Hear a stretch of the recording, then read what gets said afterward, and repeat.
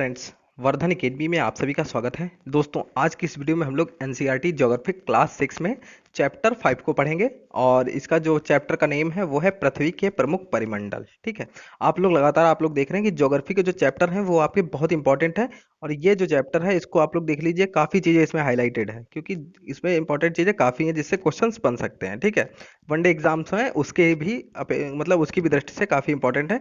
तो इसको थोड़ा सा ध्यान से पढ़िएगा और कॉपी पेन लेके बैठिएगा। ठीक है, जो भी इंपॉर्टेंट पॉइंट्स लगे उनको आप लोग लिखते चलिए। इससे क्या होगा, आपकी क्षमता बढ़ेगी चीज़ों को समझने की। ठीक है, हो सकता है कि अभी आपको ज़्यादा चीज़ें लिखनी पड़ रही हों, या जो लोग थोड़ा सा मैच्योर्ड हैं, पहले से थोड़ी बहुत एनसीईआरटी पढ़ी है या पढ़ने का तरीका उनको पता है, तो वो लोग ये काम करते रहते हैं कि चीज़ों को थोड़ा थोड़ा नोट करते चलते हैं, जिससे उनको ईजिली चीज़ों को समझने में आसानी रहती है और जैसे लेसन वाइज उनको चीज़ें पता रहती हैं। ठीक है, तो चलिए आज की वीडियो स्टार्ट करते हैं और देखते हैं लेसन 5 में क्या क्या चीज़ें इंपॉर्टेंट है। ठीक है, तो जो लेसन है वो है आपका पृथ्वी के प्रमुख परिमंडल। ठीक, इसको देखते हैं। तो यहाँ पर देखिए, यहाँ से देखते हैं। पृथ्वी की सतह ऐसी है जिसमें पर्यावरण के 3 महत्वपूर्ण घटक आपस में मिलते हैं तथा एक दूसरे को प्रभावित करते हैं। पृथ्वी का ठोस भाग जिस पर हम रहते हैं उसे भूमंडल कहा जाता है। पृथ्वी का ठोस भाग, ठीक है, ठोस भाग क्या है, भूमंडल कहा जाता है। गैस की परतें जो पृथ्वी के चारों ओर घेरती हैं उसे वायुमंडल कहा जाता है तथा ऑक्सीजन, नाइट्रोजन, कार्बन डाइऑक्साइड तथा दूसरी गैसें पाई जाती हैं। ठीक है, जहां मतलब वायुमंडल में ही ऑक्सीजन, नाइट्रोजन, कार्बन डाइऑक्साइड या अन्य गैसें पाई जाती हैं। पृथ्वी के बहुत बड़े भाग पर जलमंडल पाया जाता है। ठीक है पाया जाता है जिसे जलमंडल कहा जाता है। जलमंडल में में जल की सभी अवस्थाएं जैसे बर्फ, जल एवं जलवाष्प सम्मिलित है, मतलब तीनों अवस्थाएं इसमें सम्मिलित है। जीव मंडल एक ऐसा सीमित क्षेत्र है जहां स्थल, जल एवं हवा एक साथ मिलकर रहते हैं, जहां सभी प्रकार के जीवन पाए जाते हैं। ठीक, अब देखिए, ग्रीक भाषा में यहाँ पे शब्दों की उत्पत्ति बताई गई है। ग्रीक भाषा में लिथास, लिथास का अर्थ क्या होता है, पत्थर। एटमॉस का अर्थ होता है वाष्प। ह्यूडर का अर्थ होता है जल। ठीक है, पत्थर, वाष्प, जल, इनको चाहे आप लोग लिख सकते हैं। बायोस का अर्थ होता है जीवन। ठीक है, इससे आप लोग समझ सकते हैं। अब देखिए, भूमंडल क्या होता है, पृथ्वी के ठोस भाग को, अभी इसको याद रखिएगा, लास्ट में एक्सरसाइज होंगे उसको भी करवाना होगा तो इसमें क्वेश्चंस आएंगे इस टाइप के। पृथ्वी के ठोस भाग को भूमंडल कहा जाता है। यह भूपर्पटी की चट्टानों तथा मिट्टी की पतली परतों का बना होता है जिसमें जीवों के लिए पोषक तत्व पाए जाते हैं। पृथ्वी की सतह को दो मुख्य भागों में बांटा जा सकता है। बड़े स्थलीय भूभागों को महाद्वीपों के नाम से जाना जाता है तथा बड़े जलाशयों को महासागरीय बेसिन के नाम से जाना जाता है। ठीक है, विश्व के सभी महासागर आपस में एक दूसरे से जुड़े हैं। विश्व के मानचित्र को देखिए, क्या सभी स्थलीय भूभाग एक दूसरे से आपस में जुड़े हुए हैं। समुद्री जल का तल सभी जगह समान होता है। स्थल की ऊंचाई को समुद्र तल से मापा जाता है जिसे शून्य माना जाता है। ठीक है, अब यहाँ पे देखिए, ये पूरा आपका मन नक्शा यहाँ पे दिया गया है इस तरीके से। ये प्रशांत महासागर इधर है, ये देखिए महासागर यहाँ पे दिए गए हैं, अटलांटिक महासागर। ठीक है, और ये महाद्वीप है, उत्तरी अमेरिका, दक्षिणी अमेरिका, इस तरीके से ये महाद्वीप और महासागर पूरे दिखाए गए हैं। ठीक, आगे देखते हैं। विश्व का सबसे ऊंचा, अब देखिए पहले यहाँ पर देखिए क्या हम जानते हैं, इसको देख लेते हैं। न्यूजीलैंड के एडमंड हिलेरी तथा भारत के तेनसिंग नोरके शेरपा तेनसिंग 29 मई 1953, ठीक है, 1953 को पृथ्वी के सबसे ऊंचे शिखर माउंट एवरेस्ट पर चढ़ने वाले व्यक्ति थे। जापान की जुंको ताबेई विश्व की पहली महिला थी। तो पहली महिला कौन थी, ये क्वेश्चन पूछे जाते हैं अक्सर। जिसने 16 मई 1975 को एवरेस्ट पर पहला कदम रखा, कहाँ की थी, जापान की थी, नाम था जुंको ताबेई। भारत की पहली महिला कौन थी, बछेंद्री पाल। ठीक है, बछेंद्री पाल भारत की महिला थी जिन्होंने 23 मई 1984 को एवरेस्ट पे अपना कदम रखा था। ठीक है, अब इसके बाद हम लोग यहाँ से देखते हैं, इसको थोड़ा जूम कर लेते हैं। विश्व का सबसे ऊंचा शिखर माउंट एवरेस्ट समुद्र तल से कितना, 8,848 मीटर ऊंचा है, सबको पता है। विश्व का सबसे गहरा भाग प्रशांत महासागर का मेरियाना गर्त है। ठीक है, लगभग जिन जो लोग तैयारी कर रहे हैं उनको ये पता ही होना चाहिए, मेरियाना गर्त। लेकिन इसकी जो गहराई है, जहां पे डीपली चीजें पूछी जाती है वहां पर इसकी गहराई भी पूछी जा सकती है। तो 11,022 मीटर है। अगर एवरेस्ट की ऊंचाई पहले छोटे मोटे एग्जाम्स में पूछ दी जाती थी तो यहाँ पर मेरियाना गर्त की भी पूछी जा सकती है। कितनी है, 11,022 मीटर, इससे भी ज्यादा। ठीक है, गहराई ज्यादा यहाँ पे। क्या आपने कभी कल्पना की कि समुद्र की गहराई पृथ्वी के सबसे ऊंचे भाग से इतनी अधिक भी हो सकती है। ठीक है, अब महाद्वीप क्या होता है, पृथ्वी पर 7 प्रमुख महाद्वीप हैं। ये विस्तृत जल राशि के द्वारा एक दूसरे से अलग है, मतलब जल के द्वारा एक दूसरे से अलग है महाद्वीप। ठीक है, ये महाद्वीप कौन कौन से हैं, एशिया, यूरोप, अफ्रीका, उत्तरी अमेरिका, दक्षिणी अमेरिका, ऑस्ट्रेलिया और अंटार्कटिका। ठीक, चित्र 5.1 में विश्व के मानचित्र को देखिए तथा ध्यान दीजिए कि स्थल का बहुत बड़ा भाग उत्तरी गोलार्ध में पाया जाता है। ठीक है, तो इसको तो बाद में। एशिया विश्व का सबसे बड़ा महाद्वीप है। सबसे बड़ा महाद्वीप कौन सा? एशिया है। यह पृथ्वी के कुल क्षेत्रफल के 1/3 भाग में फैला है। तो ये अगर क्वेश्चन ऐसे आए कि 1/3 में कौन फैला, तो एशिया। यह महाद्वीप पूर्वी गोलार्ध में स्थित है। कहाँ है? पूर्वी गोलार्ध में। ठीक है, जैसे ये पूरा वर्ल्ड है, तो ये बीच का है और ये इधर वाला क्या है? ये पूर्वी गोलार्ध है और ये पश्चिमी गोलार्ध है। ठीक, यह महाद्वीप पूर्वी गोलार्ध में स्थित है। कर्क रेखा इस महाद्वीप से होकर गुजरती है। ठीक है, इससे क्या? कर्क रेखा इससे होकर गुजरती है। ठीक है, एशिया के पश्चिम में यूराल पर्वत है जो यूरोप से अलग करता है। ठीक, जो इसे यूरोप से अलग करता है, मतलब एशिया और यूरोप को अलग करने वाला पर्वत कौन सा है? यूराल पर्वत। ऐसा क्वेश्चन शायद इस बार पीसीएस में शायद आया है, मेरे ख्याल से यूपी पीसीएस में शायद पूछा गया है। ठीक है, और यूरोप एवं एशिया के संयुक्त भूभाग को यूरेशिया कहा जाता है। मतलब दोनों को भूभाग को अगर जोड़ दिया जाए तो क्या कहा जाता है? यूरेशिया। यूरोप एशिया से बहुत छोटा है। यह महाद्वीप एशिया के पश्चिम में स्थित है। ठीक है, आर्कटिक वृत्त इससे होकर गुजरता है। यह तीन तरफ से जल से घिरा है। विश्व के मानचित्र को देखिए एवं इसकी स्थिति का पता लगाइए। ठीक है, यूरोप बहुत छोटा है और आर्कटिक वृत्त जो है वो इससे होकर गुजरता है। ठीक है, अब देखिए अफ्रीका एशिया के बाद विश्व का दूसरा सबसे बड़ा महाद्वीप है। तो दूसरा सबसे बड़ा महाद्वीप कौन सा है? बहुत से लोग कंफ्यूज रहते हैं यूरोप और अफ्रीका में, जबकि यूरोप तो बहुत ही छोटा है। ठीक है, मतलब शायद चौथे या पांचवें नंबर पे, ऐसे कुछ कंफर्म नहीं है इसलिए यहाँ पे नहीं बता रहा हूँ। सेकंड पे है अफ्रीका। विषुवत वृत्त 0 डिग्री अक्षांश इस महाद्वीप के लगभग मध्य भाग से होकर गुजरती है। अफ्रीका का बहुत बड़ा भाग उत्तरी गोलार्ध में स्थित है। ठीक है, बहुत बड़ा भाग जो अफ्रीका का है वो कहाँ है? उत्तरी गोलार्ध में स्थित है। ठीक, चित्र 5.1 को देखिए, आप पाएंगे कि यही एक ऐसा महाद्वीप है जिससे होकर कर्क, विषुवत तथा मकर तीनों रेखाएं गुजरती हैं। सहारा का रेगिस्तान विश्व का सबसे बड़ा गर्म रेगिस्तान है जो कि अफ्रीका में स्थित है। तो देखिए ये क्वेश्चन बहुत अच्छा है, इस पे ध्यान दीजिए कि ऐसी कौन सा महाद्वीप है जिससे कर्क, विषुवत और मकर तीनों रेखाएं होकर गुजरती हैं। तो वो इकलौता कौन सा होगा? आपका अफ्रीका महाद्वीप। ठीक है, सहारा रेगिस्तान विश्व का सबसे बड़ा गर्म रेगिस्तान है जो कि अफ्रीका में स्थित है। यह महाद्वीप चारों तरफ से समुद्रों एवं महासागरों से घिरा है। ठीक, विश्व की सबसे लंबी नदी, शब्दों पे ज्ञान ध्यान दीजिए। विश्व की सबसे लंबी नदी नील अफ्रीका से होकर गुजरती है। अफ्रीका का मानचित्र देखिए तथा बताइए कि कर्क रेखा, मकर रेखा तथा विषुवत वृत्त इनके किन किन भागों से होकर गुजरते हैं। उत्तरी अमेरिका विश्व का तीसरा सबसे बड़ा महाद्वीप है। उत्तरी अमेरिका तीसरा बड़ा देश है। यह दक्षिण अमेरिका से एक सक्रिय स्थल से जुड़ा है जिसे पनामा जलसंधि कहते हैं।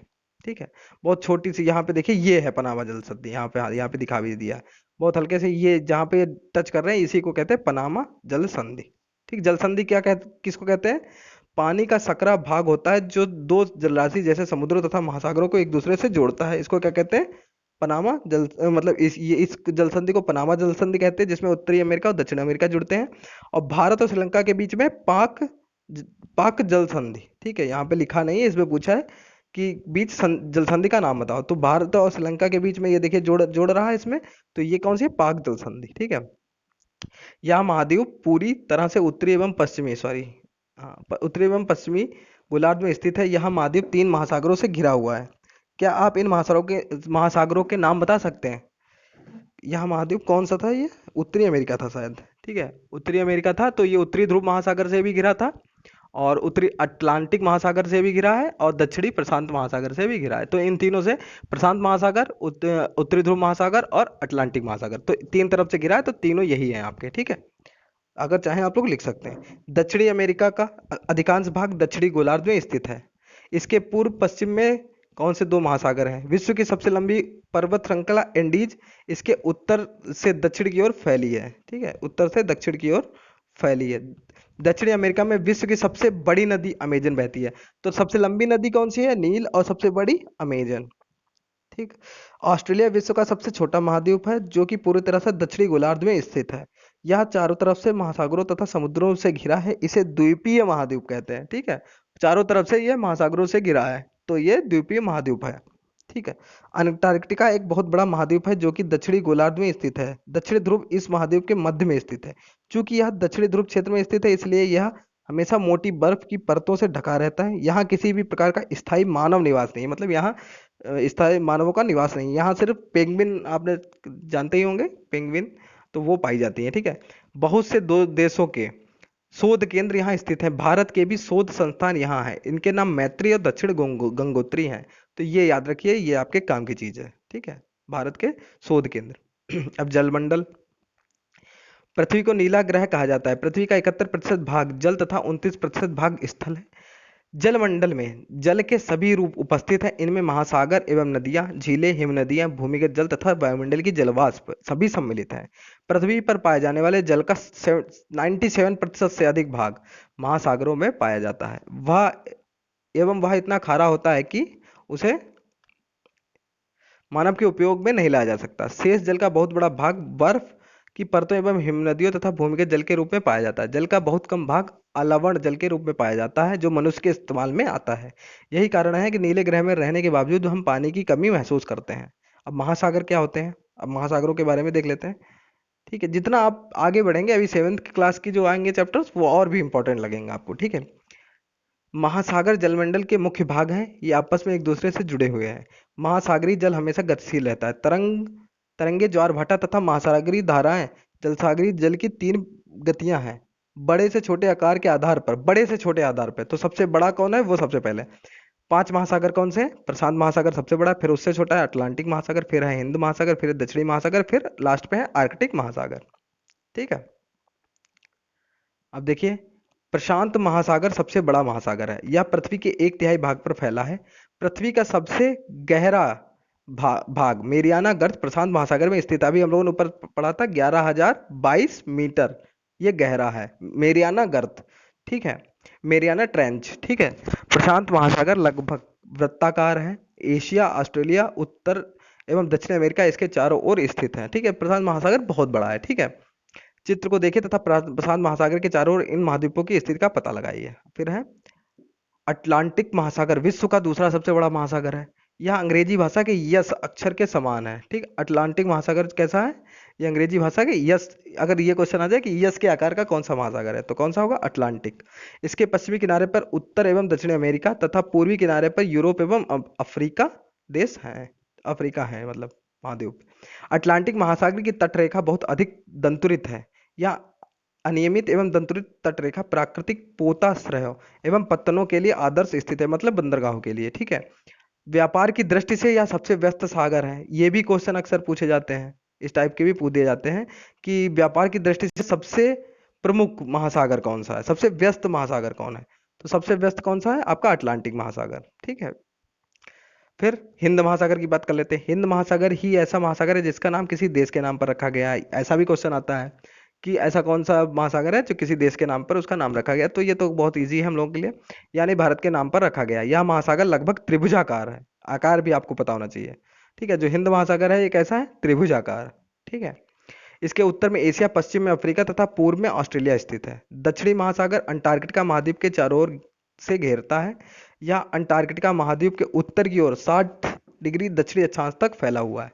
60 डिग्री दक्षिणी अक्षांश तक ये फैला हुआ है दक्षिणी महासागर, ठीक है, पूरी तरीके से घेरा हुआ है। अब आर्कटिक महासागर के बारे में देख लेते हैं।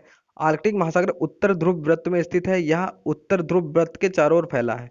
यह प्रशांत महासागर के छिछले जल वाले एक सक्रिय भाग से जुड़ा है, जिसे बेरिंग जलसंधि के नाम से जाना जाता है। बेरिंग जलसंधि, ठीक है। बेरिंग जलसंधि कहाँ पर है आपकी, ये आपकी है रूस को और अलास्का को, शायद इनको शायद आपस में जोड़ता है, ठीक है।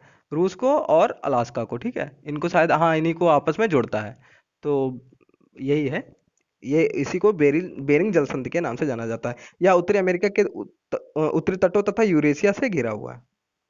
अब वायुमंडल क्या है, वायुमंडल के बारे में बात कर लेते हैं। हमारी पृथ्वी चारों ओर से गैस की एक परत से घिरी हुई है, जिसे वायुमंडल कहा जाता है।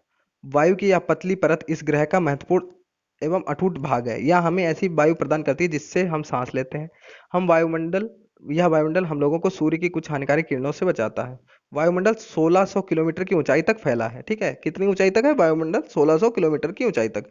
वायुमंडल को उसके घटकों, तापमान तथा अन्य के आधार पर 5 परतों में बांटा गया है। इन परतों को पृथ्वी की सतह से शुरू करते हुए क्षोभ मंडल, सबसे नीचे है क्षोभ मंडल, फिर सप्ताह मंडल, फिर मध्य मंडल, फिर अयन मंडल और लास्ट में बहिर्मंडल। इसको इस तरीके से यहाँ पे देख सकते हैं। सबसे पहले देखिए, यह है क्षोभ मंडल, फिर है समताप मंडल, ठीक, उसके बाद है मध्य मंडल, फिर है आयन मंडल और लास्ट में है बहिर्मंडल, ठीक है, तो ये आपके इस तरीके से आपके मंडल यहाँ पे दिए गए हैं 5। ठीक, अब देखिए वायुमंडल मुख्यतः ऑक्सीजन एवं नाइट्रोजन का बना है जो कि साफ तथा शुष्क हवा का 99% भाग है। आयतन के अनुसार नाइट्रोजन 78%, ऑक्सीजन 21% तथा दूसरी गैसें जैसे कार्बन डाइऑक्साइड, ऑर्गन इत्यादि की मात्रा 1% है। ऑक्सीजन सांस लेने के लिए आवश्यक है जबकि नाइट्रोजन प्राणियों की वृद्धि के लिए आवश्यक है। तो नाइट्रोजन का किस लिए आवश्यक है? प्राणियों की वृद्धि के लिए आवश्यक है। ठीक है, तो ये आपके लिए इंपॉर्टेंट है कि ऑक्सीजन का तो सबको रटा ही है, उसमें कोई दिक्कत ही नहीं। कार्बन डाइऑक्साइड यद्यपि बहुत कम मात्रा में है लेकिन यह पृथ्वी के द्वारा छोड़ी गई ऊष्मा को अवशोषित करती है जिससे पृथ्वी गर्म रहती है। यह पौधों की वृद्धि के लिए भी आवश्यक है। ऊंचाई के साथ वायुमंडल के घनत्व में भिन्नता आती है। यह घनत्व समुद्री तल पर सबसे अधिक होता है। सॉरी, इसको हाईलाइट करना भूल गए।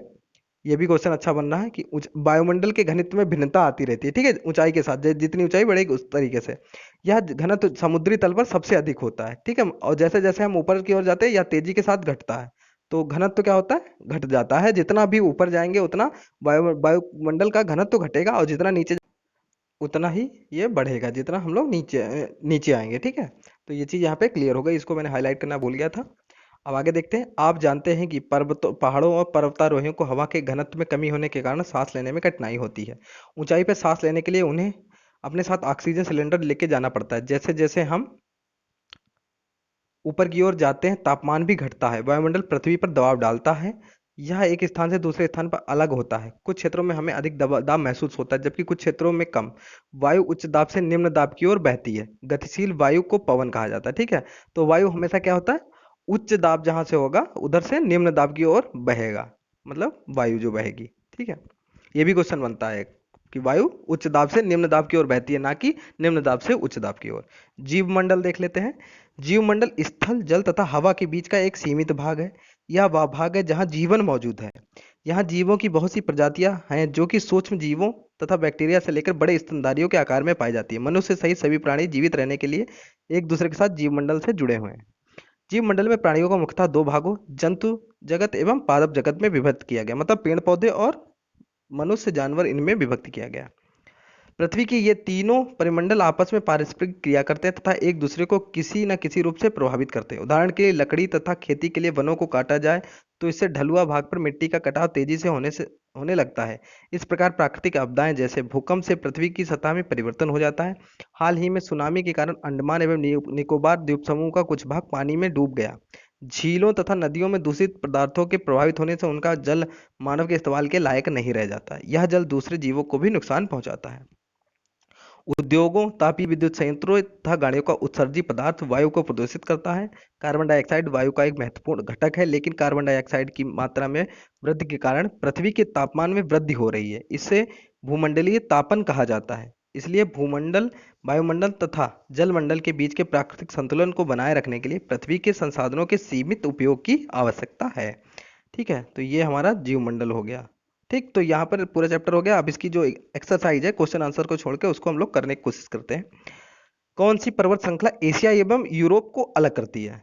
तो ये है यूरॉल।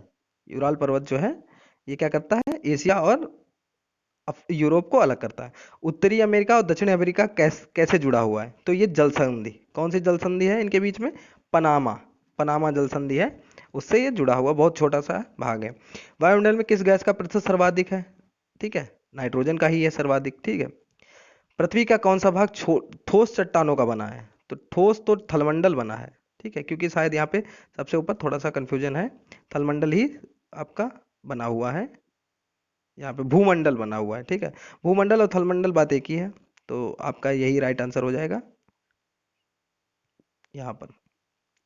ठीक है, सबसे बड़ा महाद्वीप कौन सा है? सबसे बड़ा महाद्वीप तो इनमें से एशिया ही होगा। ठीक है, अगर एशिया ना हो तो अफ्रीका है सेकंड।